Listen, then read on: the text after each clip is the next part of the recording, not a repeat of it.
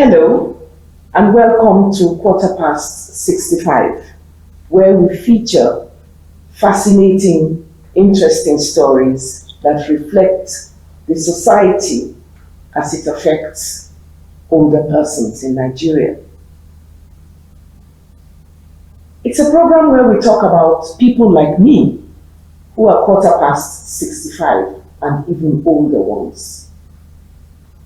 We'll be sharing experiences, nuggets of wisdom, and we'll also be having intergenerational dialogues.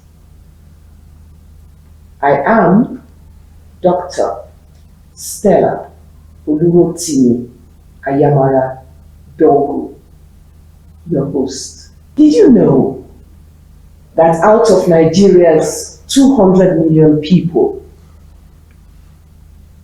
about 14.8 million of them are older persons? And that by the year 2050, this number of older persons in Nigeria is going to balloon to about 30 million. This means that there will be more older persons that have retired, either from being judges, teachers, nurses, farmers, and there will be more vulnerable people who need supportive and enabling environments to remain independent and engage with society. Today, we have as our guest the Director General of the National Senior Citizen Center, Dr. Emem Omokaro. You're welcome. Thank you very much for having me. Thank Dr. you. Emem Omokaro is the Director General of the National Senior Citizen Center and the founder of the Dave Omokaro Foundation in Nigeria. She has a PhD in development sociology and has made significant contributions in the field of gerontology in Nigeria and across the world. She has been recognized with numerous awards for her contributions to the advancement of the National Action on Aging Policy. She's also been recognized for educating older citizens and also research for older citizens. You're welcome again. Thank you very much. Welcome to National Senior Citizen Center. Thank you. Dr. Omokaro, you have been a trailblazer in this area. Thank you. And you have also done a lot of things that we're not going to enumerate here. Before becoming the Director General of the National Senior Citizen Center, what was it that motivated you? Why gerontology? Well, that's research in itself. Okay, before now, I was in academics. And my doctoral thesis was on determinants, non-cultural determinants on older persons' care, older children care of older parents. And so what informed that was that it has always been assumed that care of older persons is a cultural thing. In fact, it's moral persuasion that if you don't care for your older persons, then there's something wrong. You may be morally bankrupt. So family was looked at as the sole, carer. Family system, extended family system. We sort of, even the government assume that as long as you have family, you are okay. Not minding those who do not have family.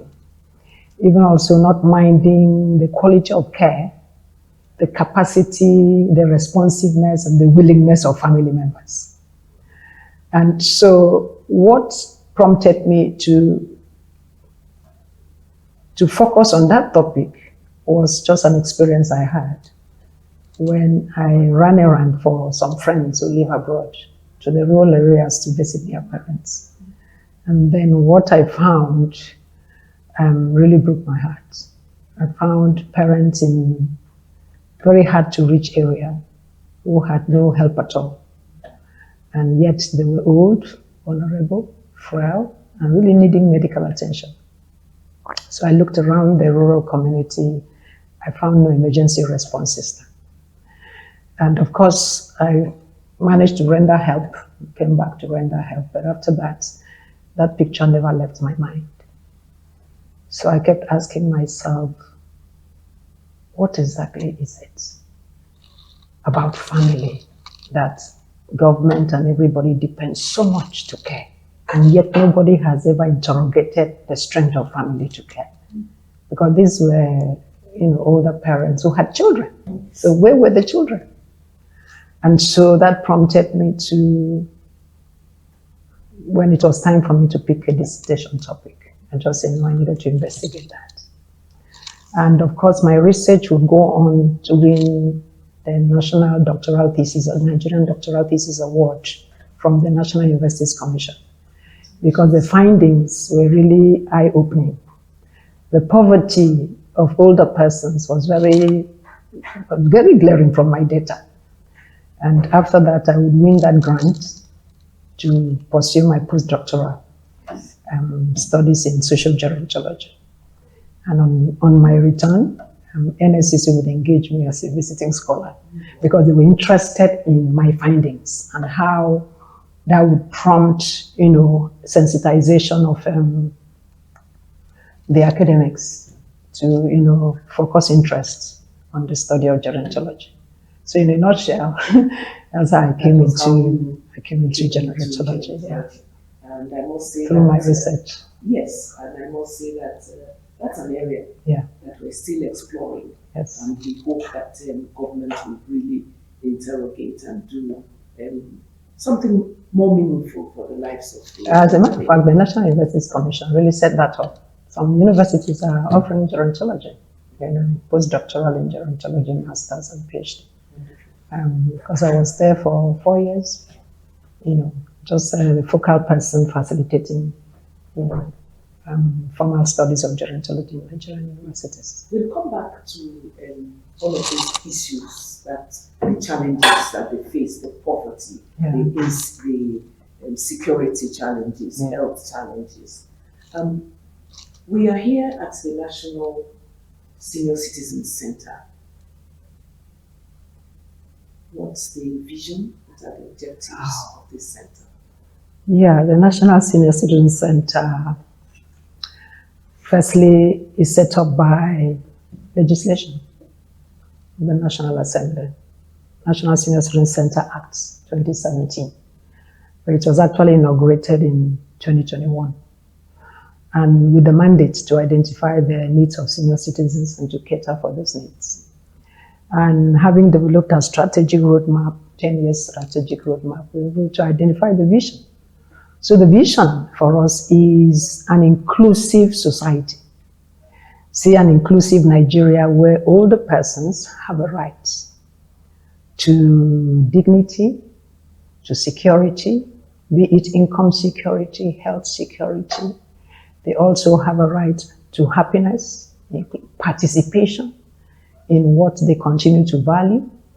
And then should their functional capacity begin to fail, they also have a right to comprehensive care wherever they choose to live. So that's just the vision.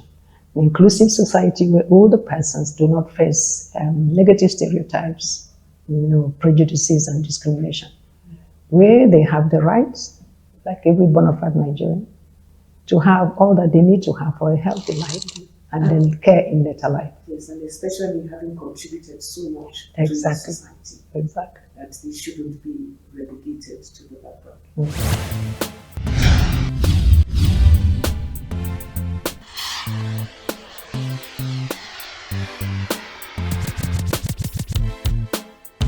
You talked about the poverty that you found in the villages. And by the way, that was really noble of you that your friends trusted you enough to send you to their parents. That's one of the issues that we talk about with the empty nest syndrome. Yes, exactly. in doing that, that poverty that seems to be maybe the most pressing challenge that the older ones face. What is the center doing? How do you want to intervene to reduce this? The center is doing a lot. In fact, we have identified 7 major pillars of priority areas to face. One is poverty alleviation through empowerment of older people. It is assumed that once somebody is old, you are retired, that really you don't have, you are not an asset, and you cease to exist in such a way that really you cannot continue to contribute. Well, that is very far from the truth, really. And so, first and foremost, in identifying poverty alleviation, we had to also break them into categories. Number one, you have older persons who are still continuing to engage. It's just that over the years, they have been neglected and not included they had not been any financial inclusion. I'll give you an example. Artisans, traditional artisans in the rural areas continue to create very wonderful, beautiful things.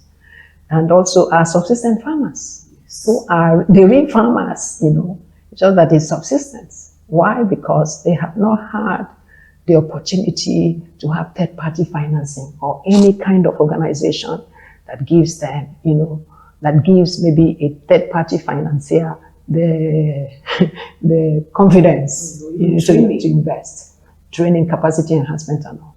And then you also have older people who are very poor, very vulnerable, needing long-term care, who cannot engage in any form of livelihood venture. So those ones now will need what they now call palliative, which I choose to call social safety nets, grants. So what have we done for those ones who continue to? The first thing we did, because data is very important, was to undertake a needs assessment. We were able to, identify MDAs that work in this field, and then to study their statutory mandates and to approach them respectfully to say, look, you also have a mandate to older people. And we have identified all that you have done in the area of empowerment, but we have seen that you left out older people. So what can we do together? So now, for that needs assessment across this country, we partnered with the National Directorate for Employment, NDE. And so that exposed us to older people seriously engaging in livelihood ventures. Artisans, we were across, first we went to 18 states and 9 local government-based states. We were able to, collate our data. And then what we did was, we now identify, because we have stakeholders consultative forum across the 36 states. So we use them and train them as enumerators so that we're in all their states. So what we did was that, having identified these older persons, we first engaged NDE and their statewide offices to build their capacity. Not really to build their capacity in upskilling, because these are traditional artisans that have been on this for over 60 years, some of them, but just bookkeeping, inspiring them to say, now government is interested. And what you're doing is very significant. You're contributing to the economy. And so government is now interested and want to focus on this. So having built their capacity, we never saw that kind of excitement, And then, of course, we now empowered them with grants. Some got 120,000, some 250. Now, the envelope was depending on the kind of livelihood venture. Some of them were building boats. I'm telling you. Some of them into leather works. Some of them into beading. Tent making, nets making, all manners of things. And so we're able to, empower them across the country with resources. Then after that, after we did our monitoring evaluation and we saw that it was really impactful, now we're working with Smiran to cluster them into cooperatives, multi-purpose cooperatives. And it's now 3. Yes, exactly. So Smiran is, helping us to build capacity, and now bringing them now into multi-purpose cooperative, which, as a matter of fact, we are making it intergenerational. because we identify their family members who are interested in the trade and we bring them in, even if they are grandchildren. And then multipurpose cooperative, and this sector-wide approach that we have brought into multipurpose cooperative now gives us that platform to bring in health insurance, bring in water, hygiene, sanitation, wherever we are going. And then also, promote the value chains. So who buys from them? Who buys from the multipurpose cooperative? So we sign agreement with off-takers. And so having piloted that in Oshafa here, and now having worked with the stakeholders across the country, we now have documentation of 3 multipurpose cooperatives, each in each state. And so each of the states? Yes, 3 multipurpose cooperatives. So we are now cascading it into the states. And we are talking to the governors. And of course, we had a meeting. We invited all the commissioners, honorable state commissioners that have purview over older people, to tell them, look, let's move beyond palliatives, just giving 5.